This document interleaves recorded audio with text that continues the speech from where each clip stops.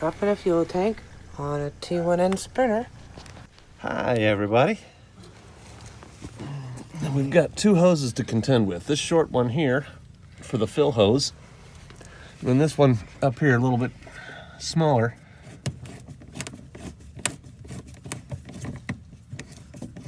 Perhaps excessively. Move it back where it won't get lost, and then turn that clamp on the nipple a little bit so we know it's loose. 8mm hose clamps, I believe this is, or 5/16 socket fits on it quite nicely.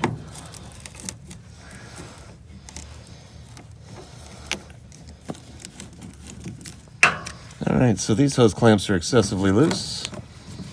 Make sure that turns, so yeah, that's not going to hold us up. Now, try to avoid damaging anything. Big board here, and spread my load across the tank.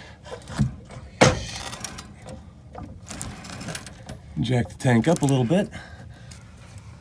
So the fuel tank has two very ridiculous long bolts right here and right there.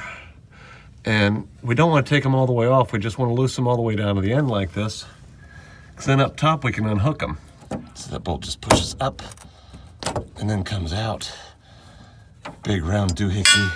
We'll just leave that hanging on the clamp. Same thing up here. Looks like this one's in backwards, so it might take a little more wiggling to get it out.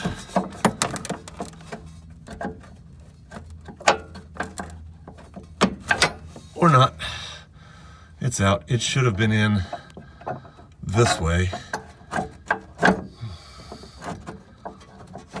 but it's not a big deal. So now as we let the jack down, the tank's going to come down.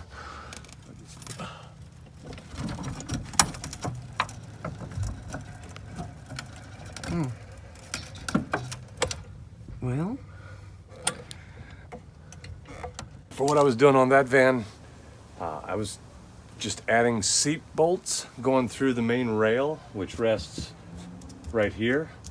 Anyhow, I didn't want to drill through the tank, into the tank and put the bolts. So I had to drop the tank just enough to get those bolts in. For most purposes, you're going to want to drop the tank all the way down. If you don't have much fuel in the tank, that makes it a whole lot easier to slide it off of the jack and of course get it back onto the jack later. If you've got a lot of fuel in it, but you have to do what you have to do, you can always dump it out here. It's best to dump it into your oil catch can and then pour it, and that makes a nice big funnel so you can pour it into a gas can and get it back in the van later. This is the air spout that goes up. You've got the two hose clamps here that we disconnected earlier.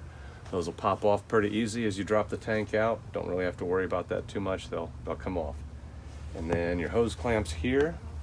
If you have the click R or the original hose clamps, you can see it's got a little notch in one side and not in the other side. So if we're taking a clamp off, we're going to put that notch over the shoulder here like this.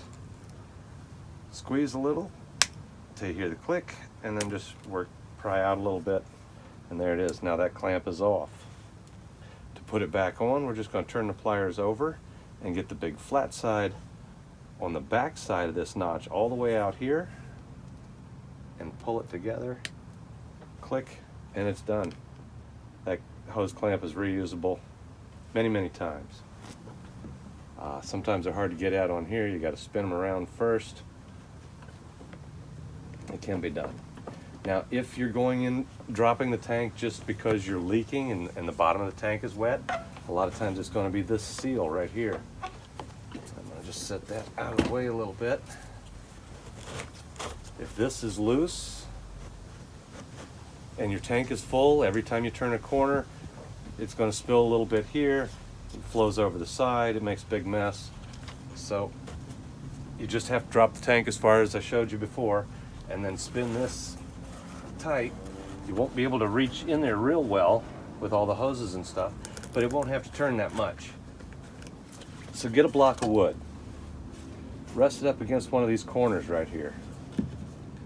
Might have to be a smaller 2x2 instead of a 2x4 to get under there, depending on how much room you got under the van. But then just whack it. Make sure this pipe comes straight out. That's the return line going to the tank. This is your output to the front of the, should be coming straight out.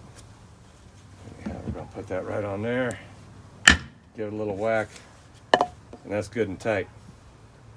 Auxiliary output is here. A lot of times these will be just a dummy port.